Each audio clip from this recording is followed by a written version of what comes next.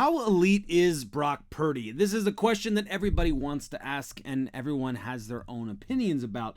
Well, a new report has him curiously ranked, where I feel like the language doesn't really match up with the ranking. So I'm going to tell you what they got right and what they got wrong, and hopefully you'll consider commenting on this video and letting me know what you think they got right and they got wrong, because I do really enjoy having that conversation. The reason I do that, if you're new here, I'm Nate. I was born and raised in California, and this is my opportunity to talk to all of my 49ers buddies out there, as I'm now living in Colorado and have been living here in Broncos country land for 12 years or something like that.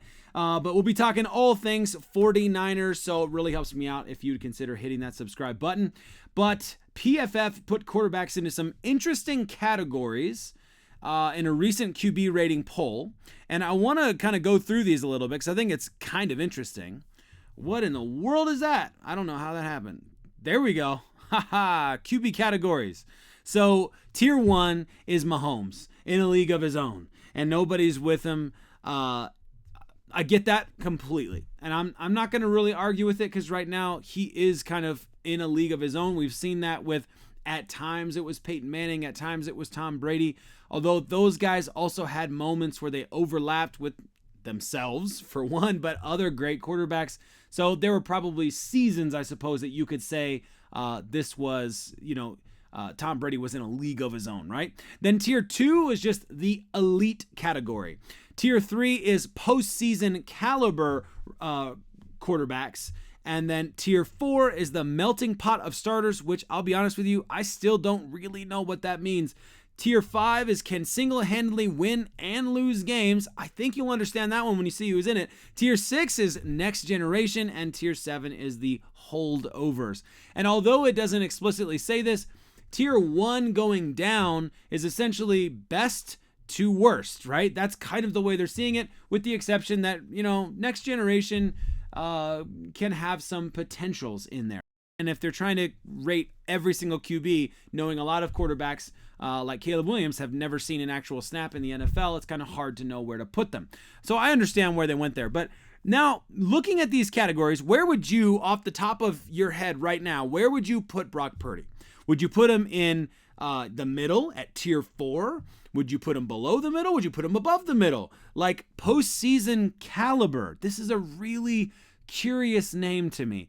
Postseason caliber. So any quarterback who gets their team to the postseason multiple times, you would suggest would be a postseason caliber quarterback, right? At least, if not elite, right?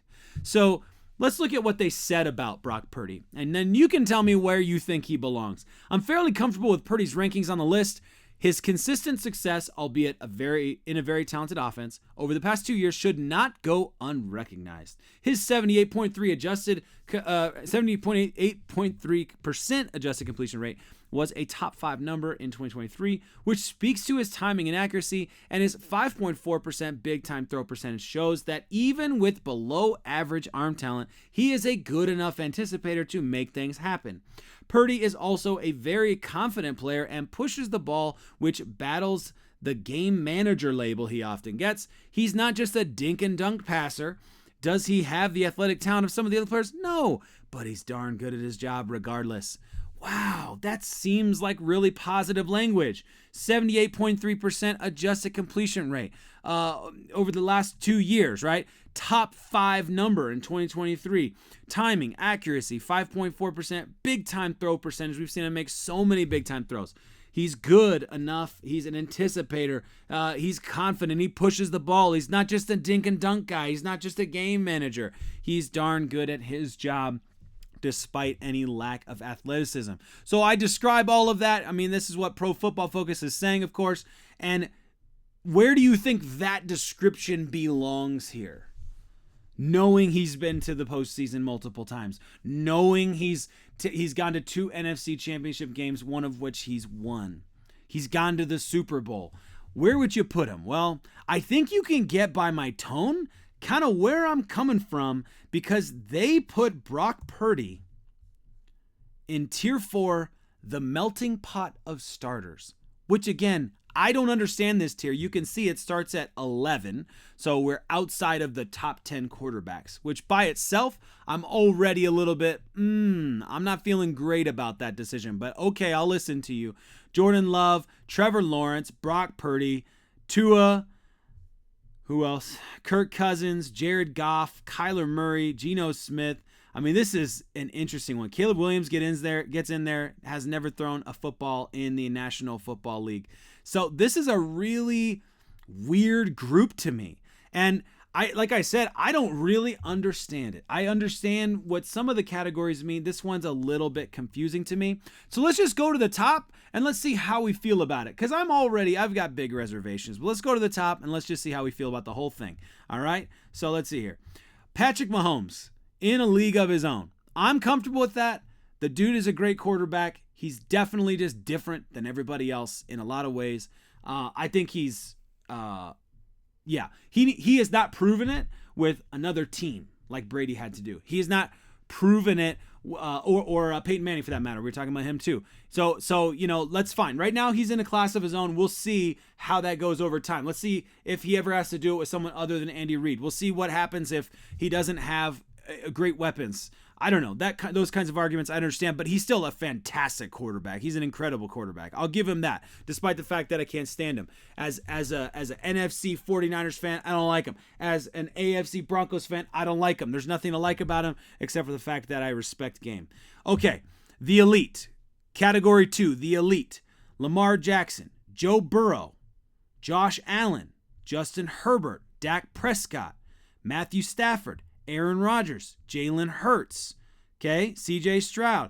I'll admit I understand a couple of these being in this league, but I can't go through this tier. Oh, did I move? What did I do? I moved from tier 2 to tier 3. I'm sorry. Elite is just Lamar Jackson, Joe Burrow, and Josh Allen, which is a really curious one, by the way. Josh Allen's a great quarterback. Don't get me wrong. He got a slow start into the NFL. He worked his way. He was given enough time by the Buffalo Bills. Cheers to you, Buffalo, for giving him a shot after a couple seasons, letting him work his way into being a great quarterback. Elite, as it compares to some of the other guys on these lists, he's a great quarterback. He can be the best quarterback in the league. He can also just throw a bunch of picks. So I don't know. I'm good with elite, but then the people you leave out, I'm not so sure about. Joe Burrow, I've also got some questions about Joe Burrow, but he's a great quarterback. But has he done more than Brock Purdy? Kinda not really. Lamar Jackson, understood in the sense of his athleticism and some of the extra talent he brings to the table. Understood. Okay. Moving on to the postseason caliber QBs, though, Justin Herbert, Dak Prescott, Matthew Stafford, Aaron Rodgers, Jalen Hurts, and CJ Stroud. And no, Brock Purdy does not belong in the list with, let me remind you, Justin Herbert, Dak Prescott, Matthew Stafford, Aaron Rodgers, Jalen Hurts, and CJ Stroud. I can understand Jalen Hurts a little bit because, multiple full seasons, right? But then you've got guys above him like Joe Burrow who hasn't really proved it multiple full seasons. So I don't think that's what they're going off of. And I don't like the fact that you've got Matthew Stafford. Look at him last season, for example. Dak Prescott, look at how the two match up against each other in the Cowboys 49ers game last season. You tell me which quarterback you wish was starting for your team right now. I mean, come on. Like, they're side by side, right in front of each other, okay? Justin Herbert, understand the argument. Like to see a little more in the postseason before you start giving him this incredible status and then taking guys like Brock Purdy and pushing them out. CJ Stroud, same argument. Dude, you have to prove it for a full season before you get this kind of status, in my opinion. Then you get, okay, so here's the category, of course, that Brock Purdy falls into. I understand some of the comparisons with some of the guys on here, and there's some big names on here, not some nobodies here, but also completely unfair categories to guys like Geno Smith. Think about Geno Smith's career. How do you put Geno Smith and Brock Purdy in the same career category? Brock Purdy has not had the down years Geno Smith has had.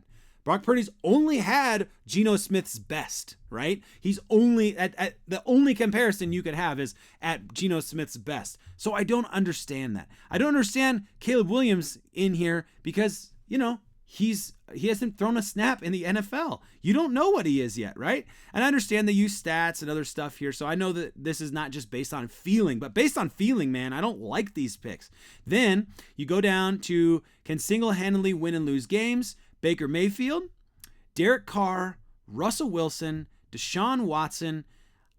I understand these. I don't really have a whole lot of issues with them. All right, moving on.